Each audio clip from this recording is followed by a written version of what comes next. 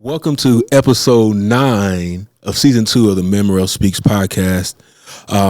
This has been a privilege to host 9 episodes thus far. It's been some amazing guests, and we have another amazing guest doing some great things in our city. Man, his story is so great. I don't want to give it away. I'm gonna let him tell it all. We have the one and only Roger Younce. Hey. It's great to be here. Been listening to the episodes. This is good stuff. Really appreciate you taking the time to do this. I've learned a lot just by watching, so that's great. That's good to know, man. So now, the one thing I start every episode with is, who is Roger? So tell us who you are. Well, I'm a family man. I have 2 boys. I have a wife. We've been married for 21 years. And I'm a Christian. I go to College Wesleyan Church, and I run a school called Kinwell Academy. And then on the side, I love basketball, I love coaching basketball. I used to love playing it, but those days are over. But yeah, I love being a part of basketball however I can too. Yeah, so now off camera, I learned you're from Michigan. Yeah. So now Indiana and Michigan are very competitive towards each other. So now, growing up in Michigan, who you got to tell the truth now, who has the better high school basketball scene? It's not even close. It's Indiana. Oh, yeah. Okay, you can stay. Yeah. I was going. Yeah, it's not even close.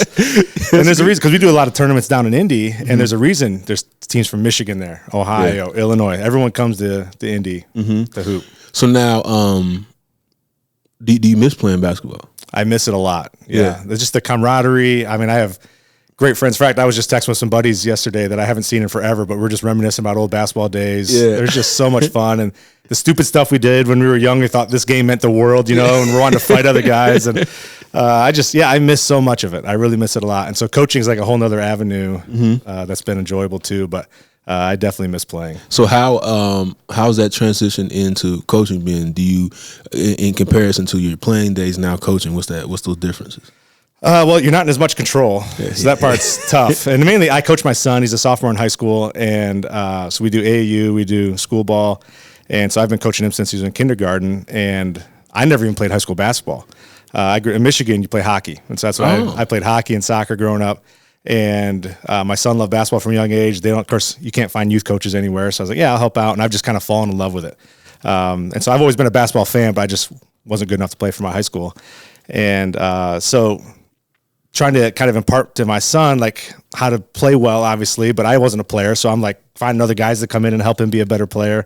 But what I've really fallen in love with is the culture side of sports and coaching, and that's something that kind of translates through all sports. It translates from workplace to school. Like culture is just such a big umbrella, and that part's been really fun. And I think using basketball to help my son become a better man has just been such a gift. Because there's so many things that happen in a basketball game that prepare you for the rest of your life. And I think that's really valuable. That's great, man. So now, from Michigan to Indiana, so to into God's countries, how'd you get here? And more specifically, how'd you get to Marion? Yeah, it's a great question. So I grew up in a Wesleyan church in Michigan, just north of Ann Arbor. And I felt a call to ministry at a pretty young age. And if you're in the Wesleyan church and you want to go to ministry, there's one place you go. Yeah. And that's Indiana Wesleyan. And so my wife and I were dating at the time, and we thought, well, I looked into Indiana Wesleyan, saw the cost of Indiana Wesleyan. I thought, well, that's not going to work. Well, you know what will work if I get married first. And so my wife and I knew that we wanted to get married. So we got married at 20 years old and moved down to Marion. We didn't know a single person here. Just rented a little house by Indiana Wesleyan from Wilbur Williams, and our plan was I would graduate college in 4 years and move back to Michigan and become a youth pastor and work my way up the church there. And here we are 21 years later, and you're still here. Still can't get out. Man, love it here. Marion has a suction like that, man. Once we get you here, man, it's hard to leave. Yeah. And it got really hard because we had kids here, and so we had no parents around, no family around, and so that was a really big obstacle. And we just kept thinking the next thing will take us back to Michigan, and we've grown too deep of roots here. The people, we just love the people. I love the connections. Love the camaraderie that's in Marion, and we go back to Michigan to visit, and we're like, we miss Marion. We want to get back home. Oh, that's good. So this is a good talking point for me because, I use this platform to encourage people to move here and stay here. So you are an transplant, so to speak, into Marion. What makes you choose to stay in Marion for these last 21 years? Honestly, it's the people. I love the diversity of Marion. There's everything. I mean, from race to politics to socioeconomic status. Like, there's just it's such a big mix of people here, and I've really enjoyed that.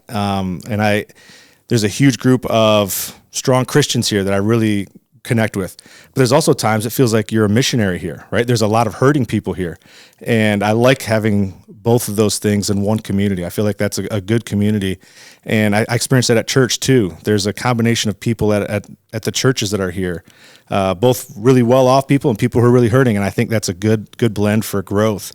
And so that's what I've loved. I love all the schools in the community, and I'm an extrovert, and so I love being around people. And I know that if I go to Meijer, I go to Walmart, wherever I'm going, I'm going to run into people I know, and we're going to have a good time. And I really, really like that part. One thing that people say in every interview I do is about the people in Marion. We're a very nice and giving and generous community. And people, what's interesting about us is people give even if they don't have. I think I heard somebody give a stat that we're like, as a county, like top 3 in the state for like giving.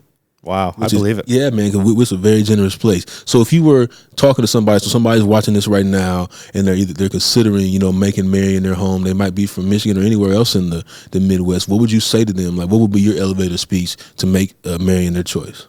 Well, I'll share a little bit of story with that answer. So I moved down here. I have a younger sister, and she got pregnant in high school, and things weren't going well at home. And so my parents asked, "Hey, can your sister come stay down in Marion with you?" I was like, "Yeah, the more the merrier, come on down." And so she came down. She hasn't left since either. And since my parents have retired from Michigan and moved down to Marion as well. And so it's the same thing I talked to them. First of all, my spiel to them was the cost of living is just incredible here, right? Mm-hmm. You can't really beat that. And then the amount of people, I knew my sister was going to be safe here. I was inviting her into our church, everything else. And the amount of people that just wrapped their arms around her was just unbelievable from just a quick moment. They didn't know who she was. All they knew is she was my sister. And I said, she's at a tough spot in life at this time. And they wrapped her up, and she's got connections that has kept her here as well and hasn't left. Wow. So it's a very approachable community. It's not a standoffish community. So that's my elevator speech, is if you want to enjoy the people you're around, this is the place, because it's very approachable. You're going to be welcomed instantly. Yeah, that's great, man. Because, people come to me all the time asking me, why to come to Marion. I'm from here. I've been here all my life, and it's good to hear other people who've moved here, why they came and why they've chosen to stay. So that's a great story, and I think that people will be able to buy into that. So, with your being here and not being from here, now this is a good one. Mm-hmm. What is some things you see as an outsider that the city does well and the city can improve on? Yeah. Well, we've definitely, we've gushed on the city for quite a while. So we'll start with the negative, right? We'll transition there. There are still, I think I mentioned before that there's a lot of hurting people in this community. We have a big population of people who are in poverty, who are struggling to get their way out of it. And I think with that comes this survival mentality of trying to fight their way out. And there's sometimes not enough grace for that situation. And I think we could always use more grace for that. But then also with that survival mentality, there can be a lot of nastiness. Claws are out, right? Because they feel like they're in a corner fighting for what they should be theirs. And I'm sure you get that in your office a lot, and it spreads everywhere if you're in leadership. So there's a lot of fighting for what's mine from both groups of people, and that can sometimes get ugly. It gets ugly on social media. It can get ugly in person, and I think that's where we have some crime stuff and some violent stuff and some things that are definitely they're looking better, right? And I think for us to continue to get better in that, there's got to be more love and grace for people who are in different situations than us, no matter what that is, right? From people who are in poverty, looking at the ones who, quote, have it all, there should be grace for that, just as there should be coming down as well. Yeah. So the more grace that we can offer each other, the better the situation is going to be. And so that's an area that we can improve on. The things that are going really well, obviously, businesses are coming, restaurants are here, and they're doing well. There's just a lot of growth happening in the community. But I think also there's a lot of people who want to grow and get better within the community. I think when big groups of people have growth mindsets, wanting to improve, I think you're going to see a happier group of people. And I think that's what we're seeing more and more of right now. Yeah, that's good, man. I like that. So This is a good one too. You are a part of a group. This is not negative at all. You're a part of a group that I've coined the pickleball mafia. Oh man, we lit you up for a little while, didn't we, Ronald? We lit you up. The pickleball mafia. So at the time of recording this, it's cold outside. And by the time everyone will see it, it'll be in season. It'll be pickleball time. So tell the people how serious this is, because I didn't know. Yeah, I did not know how serious this game is. I didn't know how many people were serious about it. And then I'll get into the announcement of things that's going to happen around pickleball. Yeah. Yes. Yeah, it's crazy. Yeah, it's crazy. I see. Yeah. Yes. And I don't know how to explain why it's crazy, but it is just crazy. I started playing tennis when I got a job at Indiana Wesleyan, just playing with some friends and really liked it. And then COVID happened, right? And like everything shut down. But when I'd walk around the park, I'd see some older folks playing pickleball, right? And I recognized one of them, Coach Porter. And I go down there, hey, what's going on? And him and my friend Charlie Meeks, he's an older guy, he's 72. They're like, hey, you got to try this pickleball game. I was like, yeah, I'll entertain these older guys and let's have a good time. I'm not kidding. I played for 3 hours, went home, got on Amazon, ordered the paddle, and went all in, right? But that's so many people's story. So many people have that. And so fast forward now 4.5 years, I run our men's league. There's another lady, Deb Porter, who runs the women's league. She's got about 100 women in the women's league. Wow. I've got between 50 and 60, including subs, that play in the men's league, and people are just passionate about it. The fun thing about it is it's not a huge learning curve. You're an athletic guy. I know as soon as you get out there, you'd pick it up really quick and you'd get good at it in a short amount of time. And that's what's addicting to it. It's not like some form you have to master like a golf or tennis swing. Yeah. It's just see ball, hit ball, it's super simple. And so people who have never done sports, my wife is not athletic at all and she loves pickleball. She plays all the time. Wow. First sport she's ever done in her life. But it's fun because you can play, you're laughing the whole time. There's a lot of communication, like just fun, casual conversation while you're playing. There's a wide variety. There's people who like to just come out and just hit the ball back and forth and laugh. And there's another group of us that take it super serious. We do tournaments. There's probably 30 people in the community that take it real serious and do travel around and do tournaments. We've got guys that have competed in national championships for Marion. That's crazy, man. Yeah. We travel quite a bit and play. So we'll go down to Indy, we'll go to Fort Wayne, and play a lot of pickleball. We have one guy here just got hired as a trainer at the Pickler in Noblesville. So we travel and we feel like we're really good. You know, we feel like this group is great. I'm not one of the best ones, but there's 5 or 6 that are just really, really good. Really play. They get after it. And we go down and take other people on and go at it, man. So it's a lot of fun. So how I realized this was serious. So I put community things out every once in a while. What does Marion need? And I guess I'll be honest now on this. When people I get a lot of comments on Facebook and I don't see them all because Facebook filters. When you get once you get like past 300 comments, you can't see them all, right? And they filter and they put the most liked ones at the top, and you can't keep up with it. So I had on one of these posts, I think somebody commented probably like 100 times about pickleball, and it filtered it to the top of my thing, so I actually got to see it. So I said, okay, let me go out here and see what's going on with this pickleball. So I went out there in the day and was watching it for probably an hour and a half, sitting in my car. No one saw me, and it started to rain. I'm like, okay, it's over. I'm going home. But it rained, and as soon as the rain broke, somebody got a squeegee. Yeah. And literally somebody got a squeegee and wiped the water off the court and started playing again. I said, oh, this is serious. Yeah. So I'm like, people are not playing about this. So that's why I finally was like, okay, we got to do something more about this. So what we're going to be working on, and by the time everyone sees this, it'll probably be moving. We're going to actually remodel our pickleball courts out there and expand it, which we'll lose some of the tennis courts, but that's okay because we don't have it's not as popular as pickleball. So we'll actually be able to double the amount of courts we have, new lighting and repave and all that kind of stuff out there. So it's going to be, man, it's going to be really cool, man. So man. So I'm going to have to get into this. It's funny because I was in Indianapolis at some kind of conference I can't remember why I was there, but there was other elected officials, and I mentioned pickleball, and they was like, yeah, man, like we have a city pickleball league here. We have like young black pickleball league. It's literally like that's how serious people are taking it. Like people do this, and it was like young dudes like saying, yeah, man, we were into this. We do this like every night. Well, I think it's turned into like what people used to do with golf. Yeah. Now people are doing it with pickleball. Yep. Yeah. Exactly. Exactly. And it's like, to back that up even more, people used to, like, when you move to a town, people want to know, is there a country club? Yeah. Right. I'm sure you've heard that conversation. Yep. Mm-hmm. And I really think now it's becoming, are there good pickleball courts? Good pickleball courts, man. We went on vacation to West Palm Beach over fall break, and that's the first thing I'm Googling. Where are the pickleball courts? Yeah, man. And they're just packed. And I think that's it. So I think, obviously, I want pickleball courts, so I'm going to say it's a great decision by you. But I think it's going to be huge for the community and the draw. There's a lot of connections that are made out there. Yeah, man. So awesome. I'm going to get out there, man, and learn the rules of it, so I can, start playing and get it on, man. So now let's transition to your professional life, man. So you are a part of and actually run Kinwell Academy. So tell our people, because I get listeners from everywhere, right? Locally, statewide, and nationally, and even internationally. So tell people what Kinwell Academy is, how it started, and what the purpose is. Yeah. So we started Kinwell Academy in 2017, and the idea of it is that we partner with public schools to help with students who are facing expulsion, dropping out, teen pregnancy, things like that. So when a school expels a student, they're just left to kind of figure things out on their own. And there's sometimes, like, schools have some different things to try to help out, but most of the time it's up to the student to try to figure some stuff out. And so when a student gets expelled once, there's a pretty good chance that it's going to happen again because they're now further behind in school, and that problem just kind of continues to multiply itself and snowball. And most of the time when a student faces expulsion that many times, they're not going to graduate.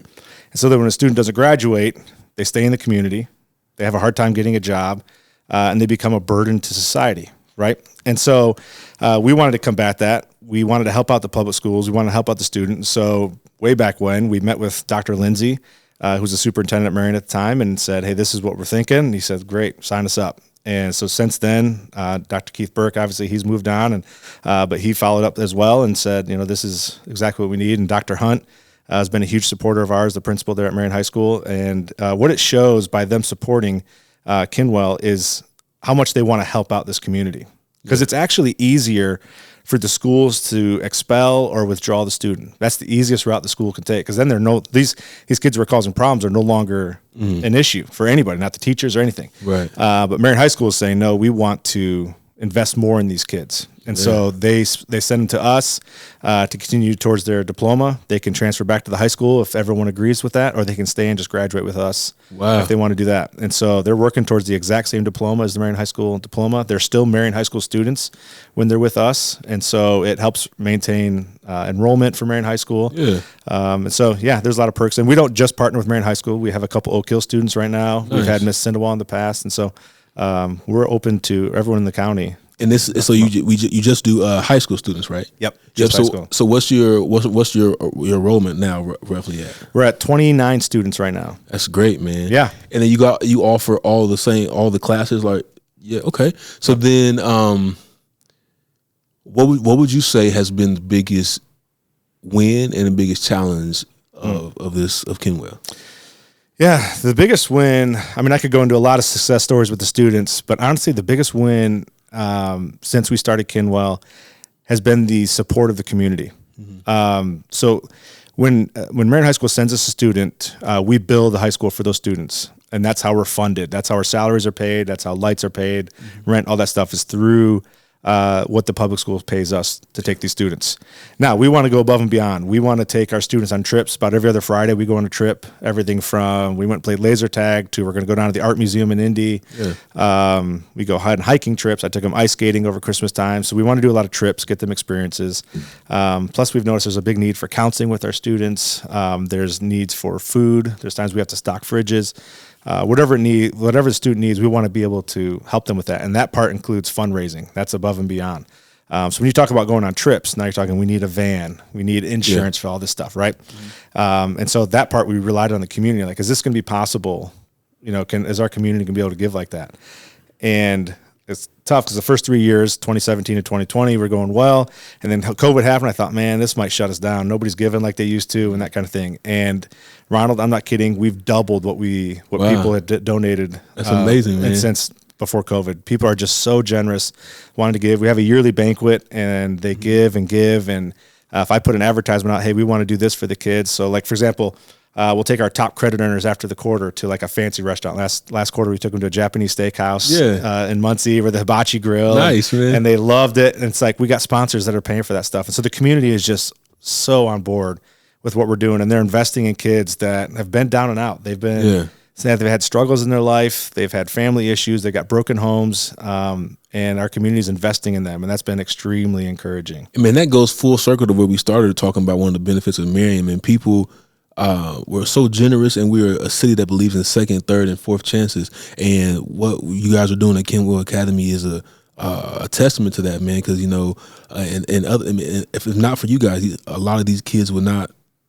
be able to graduate, and then people will be upset when they're out in the streets and doing crime and all the other stuff that comes with not having your high school diploma. So, man, kudos to you and for running that, because it's an amazing thing for our city, and it's something that is key to the success of our city. And that's what I want to highlight on this, and what I'm giving you your flowers on, is because, without Kinwell, our crime rate goes up. Without Kinwell, our employability goes down. Right, so you guys, I mean, in the day to day, I know how it gets you getting on the grind and not realizing how big of an impact it is. But with those 29 students, you are contributing to the success of the city of Marion overall. So, I mean, thank you for what you're doing. We really appreciate that. Wow, I appreciate that. Yeah, and that's our goal, right? With each individual kid, is to make them more employable, make them ready to be a father, to be a mother, to be a husband, wife, all that stuff. And so, when they come into school, we're not just working them towards a diploma, handing out the door. We're trying to get them as well-rounded as we possibly can be. And that's kind of where our name Kinwell comes from. It's a name that we just made up. Really? Yeah. When we were talking about it, we were talking about, like, what can we name our school? And we just kept coming up with these cliche youth group names, like the Summit and stuff. And so, so we decided we just create our own brand. And so Kinwell, the first part, kin, is for kinship. We feel like the family atmosphere is what's going to be most important for this thing to work. You think when we take all these kids who are getting expelled from Marion High School, put them in one little room, that should just be chaos, right? Like, we should have blood everywhere and just we're patching up bruises and stuff. But we don't really deal with any of that. And it's because we just promote this idea of you got to care about the person next to you more than yourself. Then the last part, well, is two-part. One, it's the story of John chapter 4 from the woman at the well. Jesus meets a Samaritan woman who's been married a bunch of times. She's been kicked out of her community, and the conversation that Christ has with her leaves her with energy, and she runs to her community and says, you got to meet this guy I just talked to. And that's how we want to interact with our students. We know they're down and out. We don't need to tell them that they've been sinning or they're screwing up in life. Let's have a conversation that energizes them to do better. And then the other part of well is the total wellness of the student. Yeah. And that's kind of where we talked, is we want them to be more well-rounded as humans when they leave us. So our average reading level when they come to us is about 4th grade. Wow. Is the average reading level for our high school. And so we do a lot of work to try to help reading levels. So every student reads 4 books a year. They read out loud with the teacher. So students are raising the reading levels. We're working on writing. They have to write a lot, writing by hand. And then we also do an emotional wellness part of our stuff. We hired a social worker, and so she's working with them to work with emotional intelligence and helping them understand anger and all these emotions that they're feeling. Yeah, so that's great, man. So yeah, give it up, man. You got to give it up for that. That's great stuff. So what's your technical title at Kinwell? I'm the director. So what's the day in the life of a director at Kinwell Academy? Yeah, it's different because I oversee the staff and I oversee the students too at the same time. So I've become a huge, I just study culture as much as I can. And that's even like when I found out that you were going to be the mayor, it's like, okay, here's a guy, this culture is about to change in Marion, right? And it has in such a great way. So it's fun to watch how that's happening. But even like I mentioned athletics earlier, I love watching what do good programs, what does their culture look like? Being so close to Indian Wesleyan and how well they do athletics, study their culture. And so that's kind of what I'm spending a lot of my time with at the school, is help building culture. First, for our staff, we've got 3 other teachers, including myself, that are working with the students in there. So I want to make sure that they're thriving, they have everything they need, they're loving their job, they feel creative, they feel free, all that stuff. So that's a big part of my job. And then the next is the students. I have an office, but I spend most of my time just in the classroom with the students. I just pull up my computer and just work in there so they can make fun of me and we can do whatever we want in there. And that way I'm around the students more. And I'm in charge of discipline, so as stuff goes on. I let the teachers handle as much as they can, but when I need to step in, I step in. And then if we need to have further action, then I take care of it from there. And so we start the day. First part of the day, our staff meets and we call it Heart Check. And it's a half hour of just kind of airing out our hearts. Where are we at? It's not like a devotion time. It's more of how you feeling? What are you hearing? What do you need? What's going really well? Make sure hearts are clear. If there's disunity amongst our staff, that's a place where we can talk about it and get things figured out. If there's, we don't really want to talk about school stuff a whole lot. That's more just, this is more personal time. And a lot of times it might just be reading scripture, or maybe a couple days a week where we pray together, something like that. But it's just getting our hearts right. Yeah.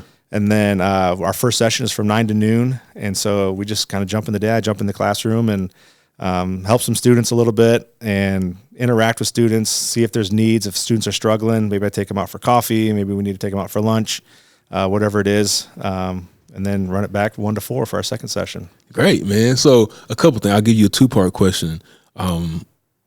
One is focused around leadership. If you were to give someone leadership advice, what would that be? Second, if someone wants to be Roger as a director of Kinwell or something like that, what's advice you would give them? Might be the same. I have learned so much about the ego through leadership. There's a book, Failure of Nerve, that talks a lot about it, but there's an even smaller book, The Joy of Self-Forgetfulness. So many issues come up in leadership, and it's usually ego-driven, right? I'm trying to prove something, or I need to get in my way because of X, Y, and Z, or I'm the director of Kinwell.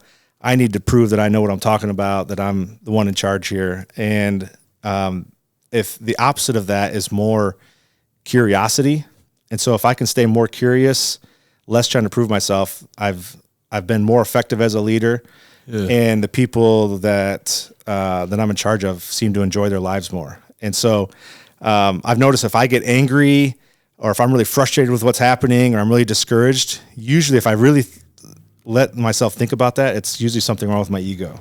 Wow, that's a good one, man. Yeah, there's something that needs checked in me first. Because ultimately, if a student is screwing around and they don't want to do the work, it really doesn't affect my life at all, right? My life's going to go on. But if I'm frustrated with that and I start yelling at them, now it's my ego, because I just want to get my way. I want things to go my way. I'm not really worried about the struggles the student's having, right? But if I come into it with curiosity, this kid's freaking out, cussing out a teacher. If I come to it with curiosity, hey, John, let's go talk over here for a little bit. Yeah. You thirsty? You want to get a pop or something? Let's walk over to Circle K. And I start asking about what's going on at home, what happened this morning, what happened last night, what are you dealing with, that kind of stuff. Then I start finding out, oh, there's way more to the story than the stupid little math problem. Right. And then I learn about the student, and through that conversation, I get a chance to grow, because I'm hearing of how this kid's seeing the issues that he's going through. And that's challenging to me. And that's what I like a lot. And so, leadership, and if you want to be a director, I think it'd be the same answer. Figure out your ego. Man, that is a battle, man. Ego checks, man. I think it literally in every leadership role you come in, it's always a balance, right? Because you have to have confidence. Yeah. But you don't want to let that confidence get into such a problematic ego, man. So so it's a constant battle, if you will, to try to balance those things out. So that's some great advice. So my last question, man, what's next for Roger? Give me your 5-year. Yeah. I honestly have no idea. I mean, I'm 41 years old. I've been doing I've been doing alternative education for 13 years altogether, and I had no idea that I'd even be in this, right? I hated high school. I barely graduated high school. Yeah. I started Indian Wesleyan on academic probation. Like, I'm just not a school guy at all. And so the fact that I'm running a school is just wild. And so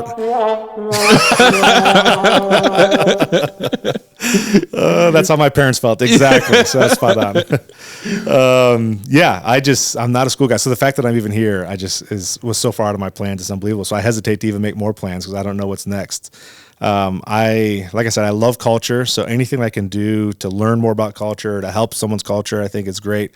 I also love athletics. So something in athletics is always appealing, but, man, being involved with these kids for 13 years has changed my life. It's changed how I walk with Christ, and I don't know what I would do without that. So the idea of 5 years not doing this would be really scary to me. Yeah. It'd be really alarming. And so, I hope to be doing this same thing in 5 years. We've talked about, should we start other schools?